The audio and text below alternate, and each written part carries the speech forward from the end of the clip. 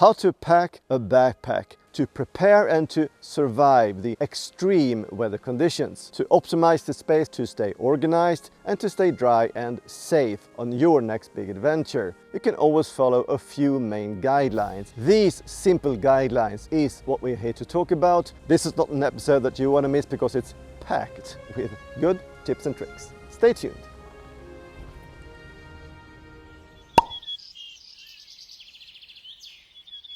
On my latest adventure, I experienced what really bad weather does with my gear and my mood when I hiked in Jämtland during a storm called Hans. Not a lot of fun at times and challenging for sure. But then to know that I have made all the arrangements for such bad weather and that I was prepared for it the best way gave me a much better confidence and a nice feeling knowing that my gear is well packed and dry, no matter what.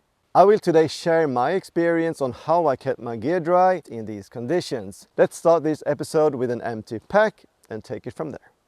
The backpack that I have and that I've been using for the past couple of years is a 50-liter pack from PACKS. And it is made in VX21 that are supposed to be waterproof, but let me tell you, it is not. And the same goes for other materials like DCF and Ultra and other materials supposed to be waterproof, but in my experience they are not. In real life. The reason for it is not the fabrics, but the seams. A backpack are a complicated thing to make, so to make it fully waterproof is difficult. And I therefore always recommend you using liners inside your pack. I also recommend you having two liners, one inner and one outer. It is so easy to get a small hole that you don't notice, and if it then ends up at the wrong place, like in the bottom where you have all of your down, that is not good and they can potentially get soaked. And you will risk not being able to stay warm during the night. The first step is therefore, and before anything else, is to add two liners inside your backpack. And the ones I recommend is either the polyethylene bags from Gossamer Gear. They are cheap and comes in a pack of 2 and weighs in at only 34 grams each. Or just use some trash compactor bags like me. Now when we have the liners in place, we start by adding gear into the liner that really needs to stay dry. And I'm talking about gear that's meant for sleeping and for keeping you warm. First, the sleeping clothes and spare clothes. Bam! Secondly, the pillow, if you bring one. Number 3 is your sleeping bag or quilt, this one. Just stuff it in there.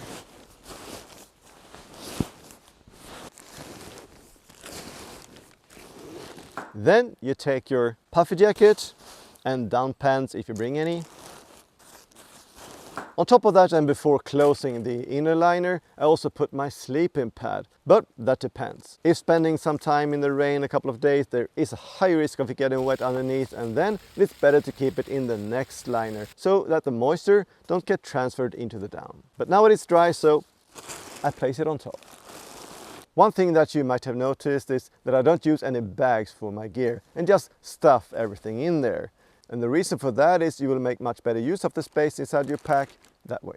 Now we hold the opening in, sorry for the noise, in one hand and push all that air out of the bag, making the down and clothes really compact, not to take up too much space in your backpack. Then I twist it a couple of times and then fold it to the side for the water not having a possibility to enter.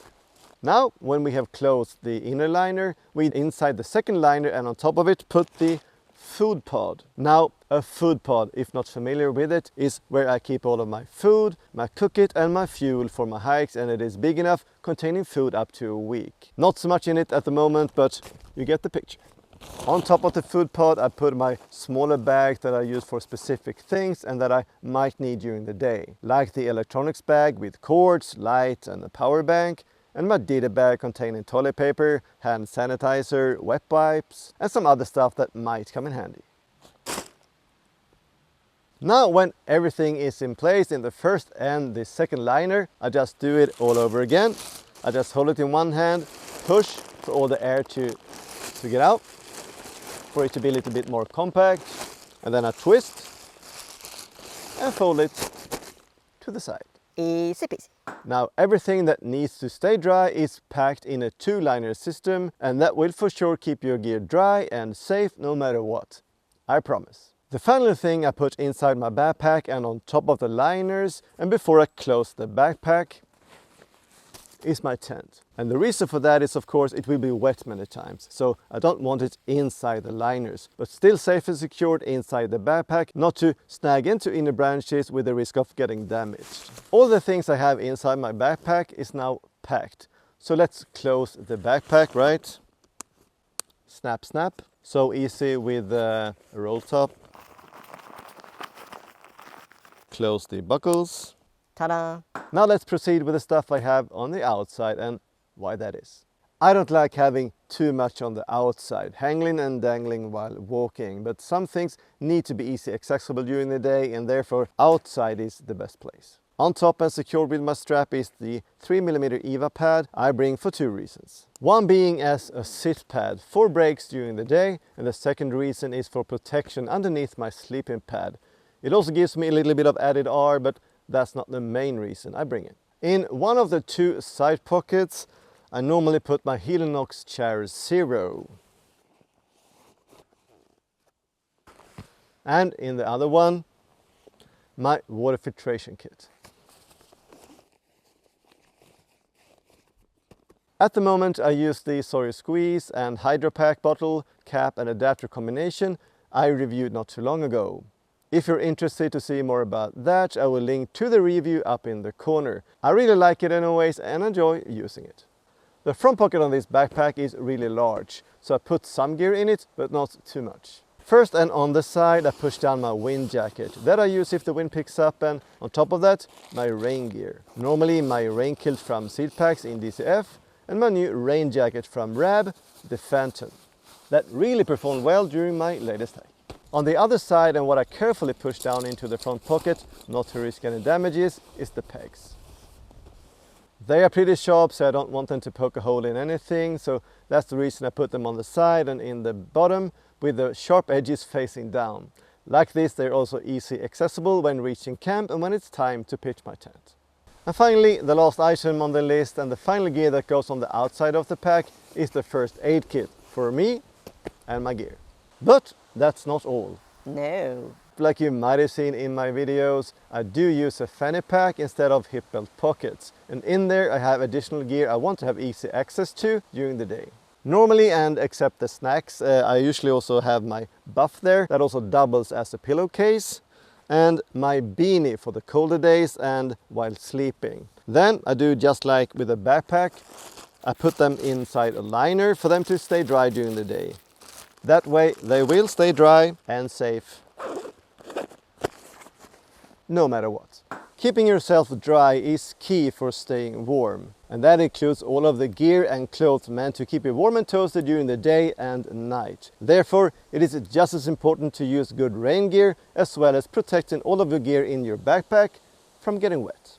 That is especially true in wet and windy conditions, and it doesn't need to be very cold before getting chilled and later also risk getting hypothermia. That could also happen in temperatures above 10 degrees Celsius or 50 degrees Fahrenheit. Something to be aware of. Now I hope you have enjoyed this episode about how to pack a backpack to be organized, to optimize the space, and above all also stay dry and safe in any condition. And I hope you will have use for it in the future. If you have anything to add, just leave a comment. But for now, this is it, and if you liked today's episode, take a look at these two recommendations on my other videos. Also do hit like, subscribe and turn on the notifications so you don't miss out on any future content. I hope to see you again next week, but for now, take care, safe hiking and bye bye.